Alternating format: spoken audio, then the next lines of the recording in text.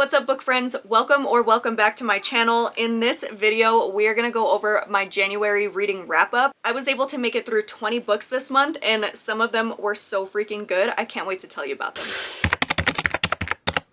And you know what? Let's start off really strong. I reread Fourth Wing, I reread Iron Flame, and then of course I joined the masses and I read Onyx Storm. Fourth Wing is my favorite book in this series. Fourth Wing was a 5-star read for me. I absolutely loved this book. Rereading it, I still loved it just as much. Now, Iron Flame is a little bit of a different story. I felt like this book was too long for what it delivered. In my opinion, this one is a very, very big information dump, and then it leaves the reader with a ton of questions and of course that huge cliffhanger at the end. So with that being said, I was extremely excited to get into Onyx Storm, and I was expecting, this is my fault because I was expecting my own expectations. I was expecting so many of those questions that Iron Flame left me with to be answered like almost immediately in Onyx Storm. And I will say this, no spoilers of course, but where this book ended is where I expected the book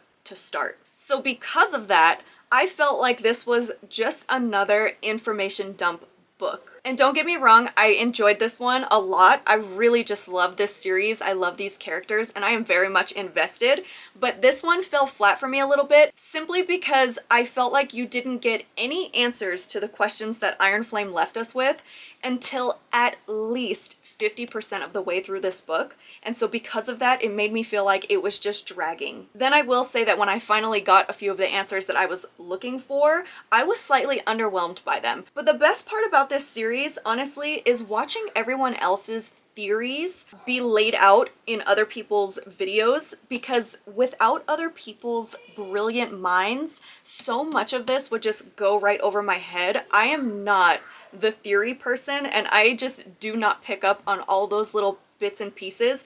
Even after reading Iron Flame and Fourth Wing for a second time, so much I still missed out on, so I'm grateful for everyone else's videos. I can't wait for the next 2 books in this series. They have to be absolute bangers or I'm going to be very disappointed. Moving along to some other amazing books that I read this month, we have The Business Trip by Jessie Garcia. This one was so much fun for me and a very great, psychological thriller that just kept me turning the pages. This one follows 2 completely separate women living separate lives. One is about to hop on a plane and finally escape this abusive relationship that she's in. She leaves in the middle of the night while he's sleeping and she is planning on getting away.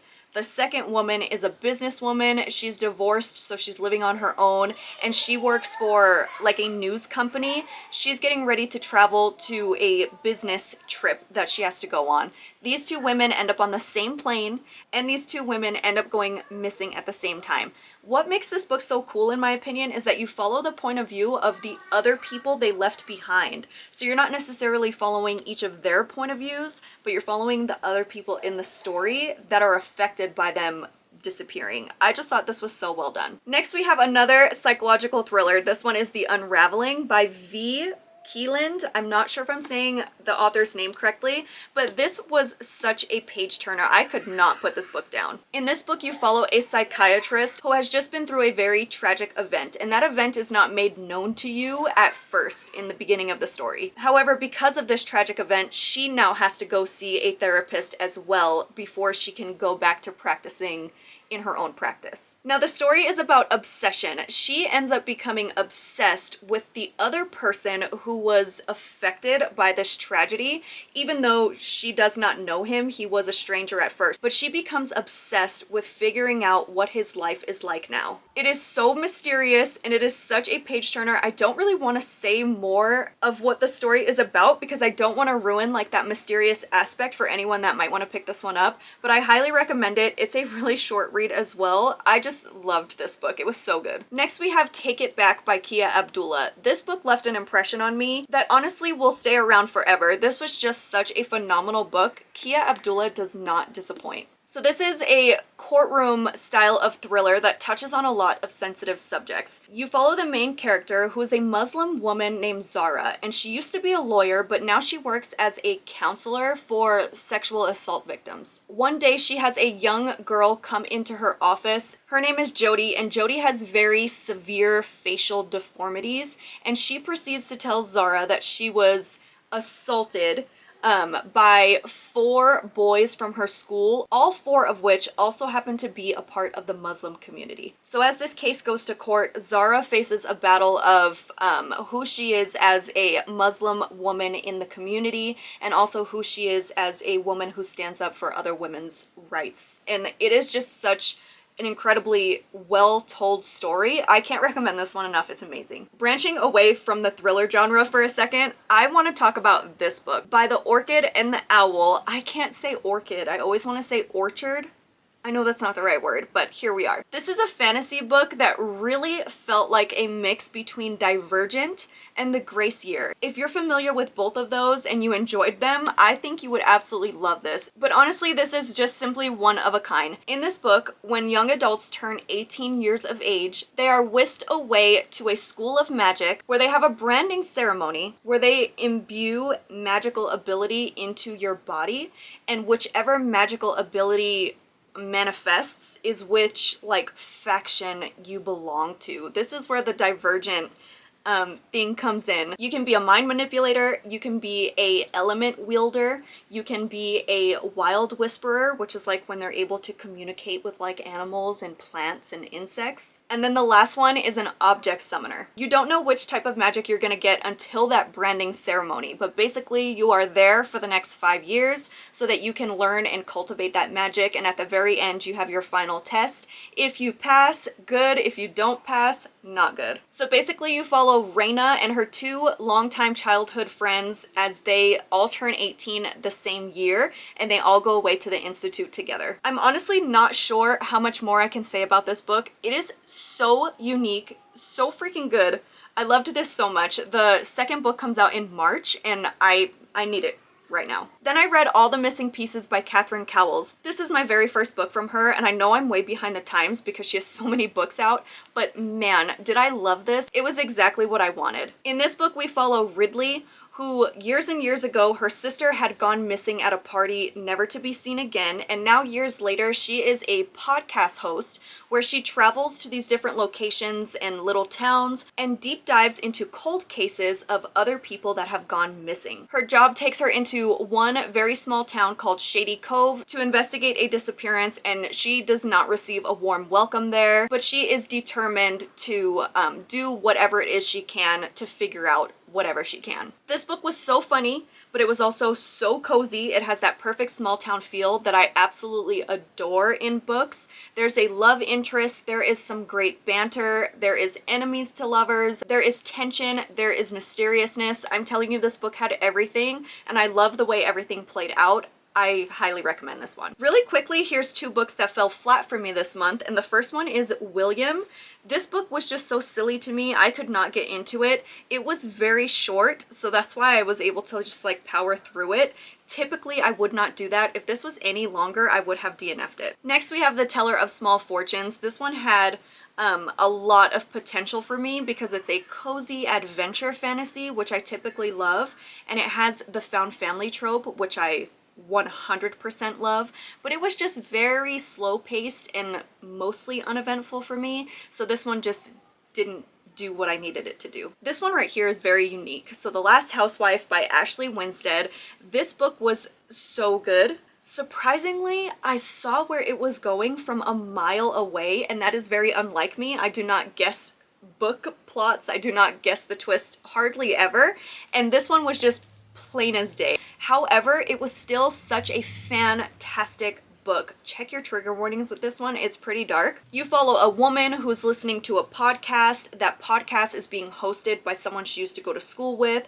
All of a sudden, he talks about one of her old longtime best friends that has passed away, and this podcast host is onto something where he thinks that it was something darker, and so she goes to meet up with him so that they can uncover what really happened to her friend, and she begins to tell her story of what her life and her friend's life was like back in school, where they got into some extremely dark things, and it's just an extremely well told story. The way everything plays out, it's in flashback form, it's in podcast form, it's in past and present timelines. It's just such a good book. Like I said, despite the fact that I saw where it was going, it was still very unique, one of a kind. Then I read No Place Left to Hide by Megan Lally. This one fell flat for me, unfortunately. I absolutely loved That's Not My Name by the same author, and this one, even though both books are YA, this one felt very, very juvenile to me, so I had a very hard time getting into it. It was more,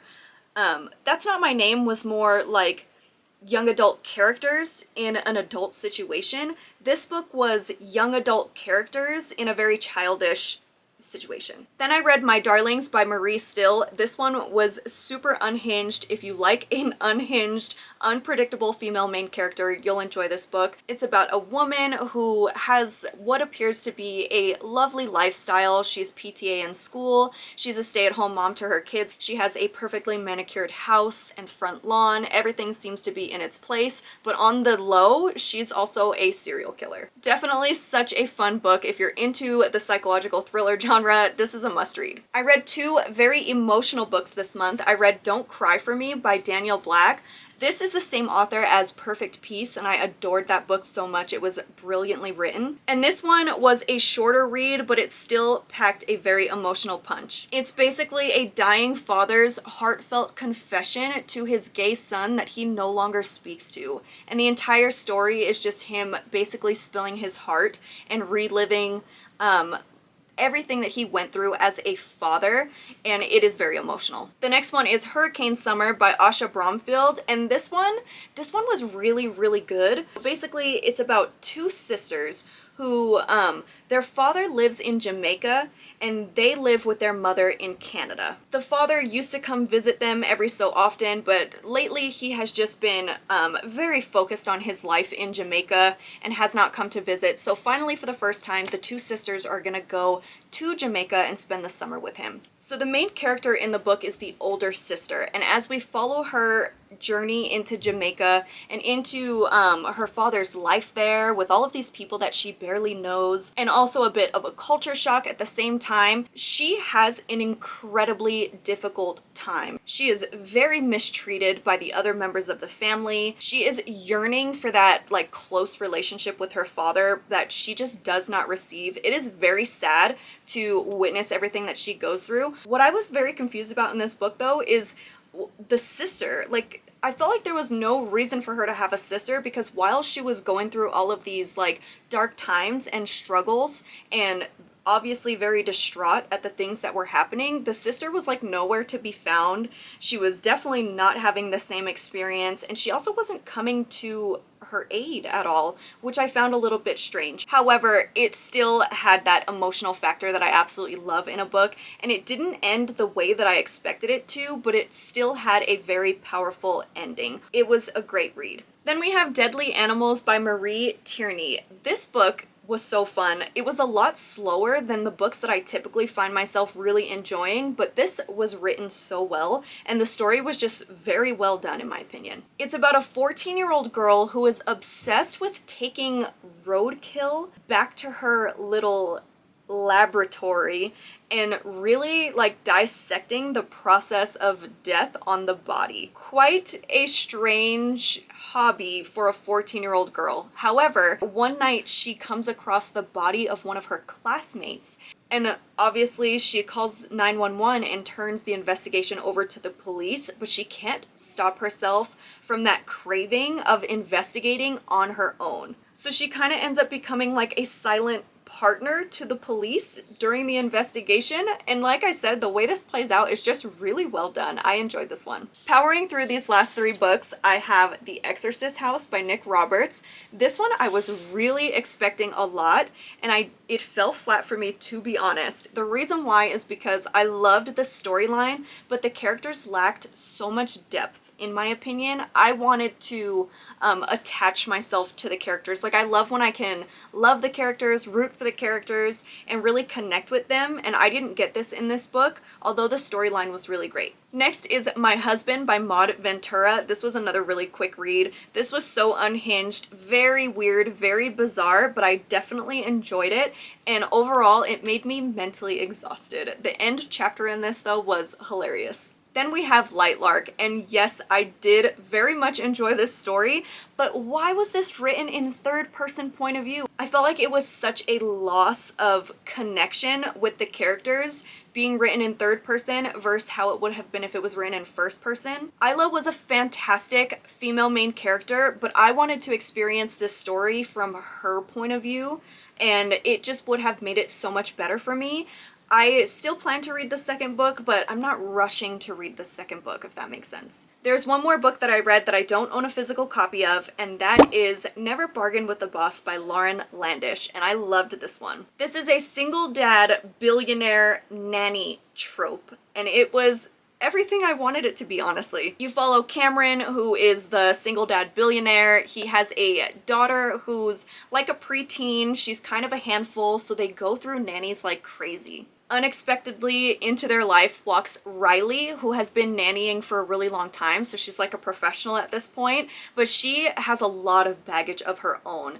It seems like she would be his last choice of nanny because of how like wild and spontaneous and just all over the place she is, but he can't deny that she is perfect for the job, and so she becomes the nanny, and things play out in such a fun way to see what types of directions each of these like relationship dynamics takes. And I just love this one. I loved the personalities of all the characters. I felt like everyone worked super well with one another, and yeah, it was a great book. So those are all of the books that I read in the month of January. It was such a fun reading month for me, and I definitely feel like I started off this year really great with the books that I chose. I have so many books on my TBR that I'm looking forward to for February, and we'll see how it goes. So if you made it this far, thanks so much for watching, and I'll see you guys on the next video.